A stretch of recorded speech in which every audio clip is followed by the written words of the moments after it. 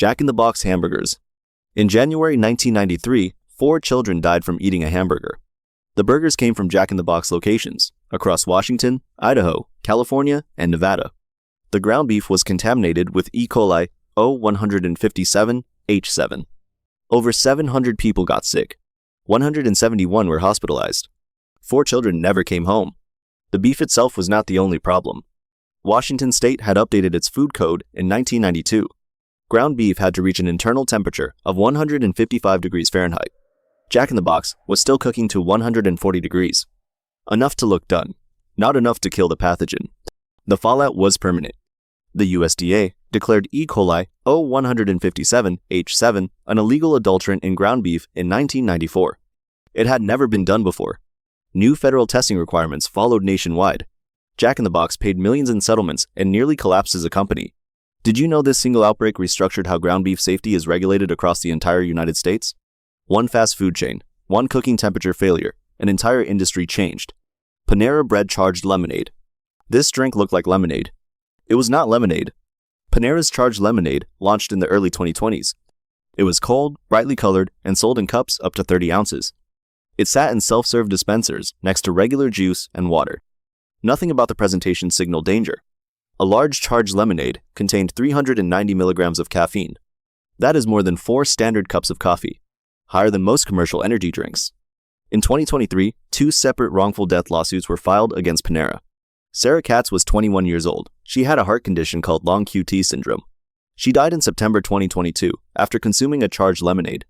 Dennis Brown was 46 years old. He had high blood pressure and developmental disabilities. His family alleged he died after drinking 3 charged lemonades in one day. Both lawsuits argued the same thing. The drinks were positioned as lemonades, not high-caffeine energy beverages. The signage did not communicate the actual caffeine load. They sat next to regular drinks with no separation and no warning. Panera removed charged lemonades from all menus in May 2024. The lawsuits were resolved through settlements. Did you know a single large charged lemonade had more caffeine than most energy drinks currently sold in stores? McDonald's hot coffee. The woman who sued McDonald's over hot coffee became a national joke. What actually happened to her was not a joke. In February 1992, 79-year-old Stella Liebeck ordered coffee from a McDonald's drive-thru in Albuquerque, New Mexico. She placed the cup between her knees to add sugar and cream. The lid came off. Coffee served between 180 and 190 degrees Fahrenheit poured into her lap. She suffered third-degree burns across 6% of her body. Inner thighs, groin, buttocks. She was hospitalized for 8 days. She required skin grafting. She was partially disabled for 2 years.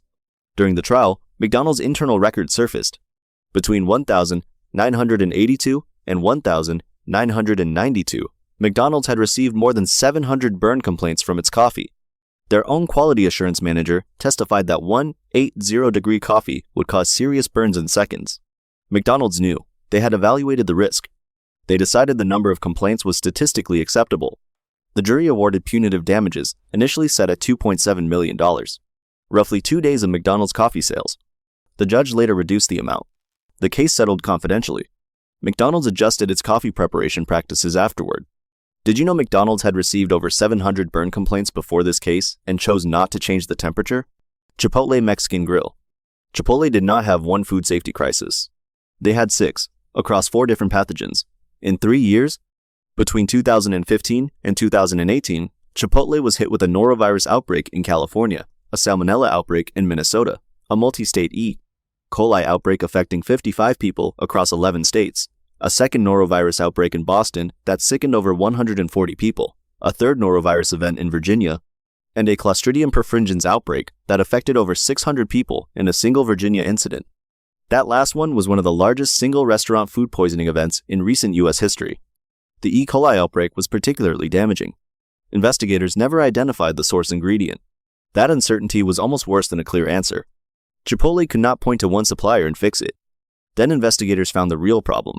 The outbreaks were not isolated failures. Produce was washed and prepped in ways that allowed cross-contamination. Sick employees were working through shifts. Supply chain oversight was missing entirely. Same-store sales dropped 36% in early 2016. The company's stock lost nearly half its value. Chipotle paid $25 million in 2020 to resolve criminal charges, the largest fine ever imposed in a food safety case at that time. McDonald's Quarter Pounder onions. 31 years after Jack in the Box, the same pathogen appeared at the world's largest fast food chain. This time, the beef was not the problem. In September 2024, an E. coli O157 H7 outbreak began spreading across multiple U.S. states. It was traced to quarter pounders sold at McDonald's locations. By the 3rd of December 2024, 104 people across 14 states had been infected. 34 were hospitalized. 4 developed hemolytic uremic syndrome, a condition that can cause kidney failure. 1 person, an older adult in Colorado, died. Investigators initially suspected the beef patties. Testing did not support that. Attention shifted to the fresh slivered onions used on the quarter pounder. Taylor Farms, a major supplier, issued a voluntary recall of yellow onions in late October. McDonald's pulled the quarter pounder from menus across several states. The onions were served raw. No heat step existed to kill the pathogen. Fresh produce as a contamination source is harder to control than cooked meat. That is what made this outbreak particularly difficult to contain. Lawsuits followed against both McDonald's and Taylor Farms. Did you know this outbreak happened 31 years after the Jack in the Box crisis caused by the exact same strain of E. coli? McDonald's fried apple pies. The outside cooled down fast. The inside did not. That gap sent people to the emergency room for decades. McDonald's introduced its deep-fried apple pie in 1968. For over 20 years, it was one of the most popular items on the menu. A crimped pastry shell, apple and cinnamon sugar filling, dropped into a deep fryer. The problem was physics. The fried crust lost heat quickly. The filling dense, sugar-heavy, retained heat far longer. Molten sugar holds heat differently than water-based foods. Biting without waiting pushed filling above 200 degrees Fahrenheit directly onto the tongue, the roof of the mouth, or down the throat. Burns from the fried pies generated a steady stream of complaints and lawsuits throughout the 1980s. The injury pattern was consistent enough that it became a known liability issue internally. McDonald's switched to baked pies in the United States in 1992. They cited health reasons reduced fat content.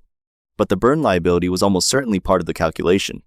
Did you know fried versions of this pie continued to be sold in international markets long after the US switch, and some US franchise locations kept selling them past the official transition date? Subway bread and ADA. A sandwich chain known for being healthier than burgers once put a chemical in its bread that also appears in yoga mats. For years, some Subway bread formulations in the United States contained azodicarbonamide ADA. In food production, ADA was used as a dough conditioner and bleaching agent. It helped bread rise consistently and made large-scale baking easier. The same compound has been used in foamed plastics. The bigger issue was not that Subway bread was uniquely dangerous. It was that most consumers had no idea the additive was being used at all. When heated, ADA can break down into compounds including semicarbazide. Semicarbazide has links to cancer in animal studies. Some countries had already restricted or banned ADA in food. US regulators still allowed it in limited quantities. In February 2014, Subway announced it would remove ADA from its US bread supply. Did you know some countries had banned this additive in food years before Subway removed it from its US recipes? Long John Silver's Big Catch Meal. This is the most extreme item on this entire list. In 2013, the Center for Science and the Public Interest named it the worst restaurant meal in America. One order, approximately 3,150 calories, 19 grams of trans fat, 3,700 milligrams of sodium. The trans fat number alone triggered congressional attention. It accelerated pressure on the FDA to move against partially hydrogenated oils across the entire food industry. One meal at one chain contributed to a regulatory shift that affected every restaurant in the United States. Did you know a single order of this meal contained nearly 10 times the recommended daily limit for trans fat? These were not accidents waiting to happen. Most of them involved decisions that were made, reviewed, and allowed to continue. Temperature failures, misleading labels, known complaints that were ignored. The food was dangerous, the knowledge existed, and in most cases, nothing changed until someone got hurt. Which one of these surprised you the most? Have you ever eaten any of these items? Let us know in the comments. Like this video if you learned something new. And subscribe because we explain everything.